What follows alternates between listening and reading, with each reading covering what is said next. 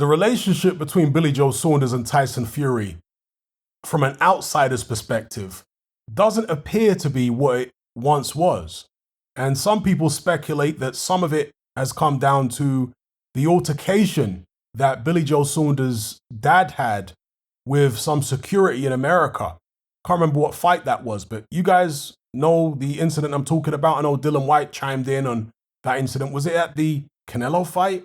I forget now. But Billy Joe Saunders' dad was getting roughed up and manhandled by security. And this is a guy who I guess is what, in his 50s or 60s? Getting manhandled by security. And Tyson Fury was stood right there behind the railing and he didn't jump in to intervene. Was Billy Joe Saunders upset about that? Was Billy Joe Saunders' dad upset about that? Has that caused kind of tension between the two of them? Has that maybe soured their friendship a little bit? I don't know, but a lot of people seem to think that that could be the source of it. Also, Billy Joe Saunders has been friendly with Dylan White for a long time. And is it a case of, Billy Joe Saunders maybe being a bit too complimentary of White when White is always slagging off Tyson Fury? Or perhaps it was the Canelo Alvarez situation. Maybe Billy Joe Saunders didn't feel as though Tyson Fury and his dad were supportive enough or didn't believe in him enough as far as being able to beat Canelo Alvarez. I don't know. We can only speculate. But anyway, he gives his 2 cents on the fight between Tyson Fury and Anthony Joshua, should it go ahead. And he said the following. He said, quote, "That's the reason why in this fight," and he's talking about, excuse me, let me go back to the start of the quote here, just missed it. He said, "On paper, you're going to go with Fury. However, you can't write these heavyweights off. That's the reason why in this fight, they're going to make hundreds of millions and everybody's going to watch it because they want to see the result. Obviously, if Tyson Fury just gets in there and wants to destroy him, that's the wrong move. He's got to go round, use his boxing, use his brain. Everybody's been waiting for a long time for this fight. And sometimes you only get one shot at these sort of fights. AJ's coming off back-to-back, AJ's coming off the back of a loss to Usyk. Is it the end of the world? Not really, no. I think AJ's done good things for the sport. I just feel that Tyson's got too much in the tank for him. He's got too much elite experience. When you get in there with the likes of Deontay Wilder and deal with them the way that he dealt with him, then that's world championship level at his best. I think AJ is up against it, but do I blame them both for making the fight? Absolutely not. All right, so those are the words of Billy Joe Saunders.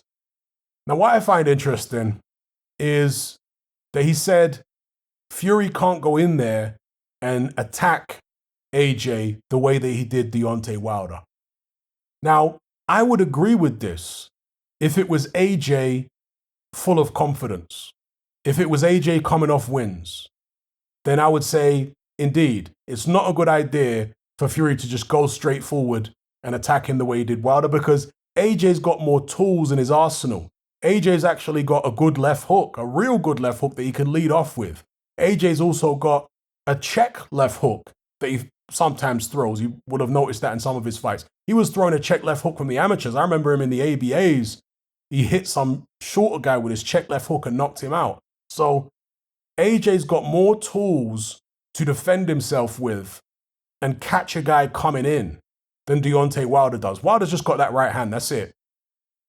But AJ's got uppercuts, which Wilder doesn't have. He's got a left hook, which Wilder doesn't have. He's a better combination puncher than Deontay Wilder, better counter puncher, got better balance, better coordination.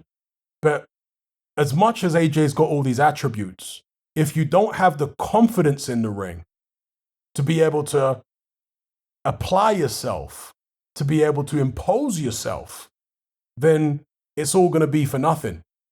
Confidence is so important. And when you're coming off 2 losses, and remember, it's not just the 2 losses. It's the first fight against Andy Ruiz. He still wasn't over that by the time he fought Alexander Usyk. So the 2 losses to Usyk have just compounded the psychological issues that he was already trying to deal with. So it's not even just the 2 losses, it's really 3 losses he's dealing with in his mind. So, yeah, I'm not so sure that Tyson Fury can't now go and attack AJ the way that he may have attacked Deontay Wilder. If it was a confident AJ, I would say it's not a good idea. But an AJ who's lacking in confidence and he's not in the right place mentally, maybe Tyson Fury can. And Fury is very perceptive in the ring. If he sees that AJ is not confident when the first bell goes, he'll notice that. He'll be able to pick up on the subtle cues, the body language, the look in his eyes, the facial expression. And AJ doesn't have a particularly good poker face. You know, I noticed in the Kubrat Puller fight that AJ was looking anxious at moments in there. Many people noticed in the Andy Ruiz rematch, never mind the tactics he used, but just the look on his face, the anxiousness. Many people picked up on that. And you can be sure that Tyson Fury, if he sees anything like that in AJ, he's going to pick up on it as well. So, yeah, that's my thoughts on it. But again, if it's an AJ full of confidence, I agree. Not a good idea for Tyson Fury to just go in full steam ahead and try and attack the guy from early in the fight. If AJ starts tiring, then yeah, maybe Fury can apply the pressure. But to just do it from the opening bell against a confident AJ, that's a very, very risky thing to do. As I say, he's got a lot more in his arsenal than Deontay Wilder. And but like I say, that's if the fight happens. Many of you are praying that it does, and then we'll find out how it plays out. And of course, even in Tyson Fury's most recent fight against Dillian Whyte, he didn't go full steam ahead from the opening bell. Some people were predicting that he would, that he'd just come out and blast Dillian Whyte out. But he was actually a lot more cautious and respectful of Dillian Whyte as a fighter in the ring than he was with Deontay Wilder. Because again, Dillian Whyte has more tools than Deontay Wilder. I'm not saying Dillian Whyte beats Wilder. I've always felt Wilder would beat Whyte. Styles make fights. But when you're going at Dillian Whyte, you don't just have to look out for a right hand. You have to watch out for the left hook too. Dillian Whyte also has uppercuts, right? He also has a nice jab. Lower center of gravity. It's a different dynamic when you're trying to attack a Dillian Whyte than it is when you're trying to attack a Deontay Wilder. You see, you have to worry about more things. And Dillian Whyte, of course, good body puncher as well. So Tyson Fury understood all this. That's why he didn't just go in there and fight Dillian Whyte the way he fought Deontay Wilder.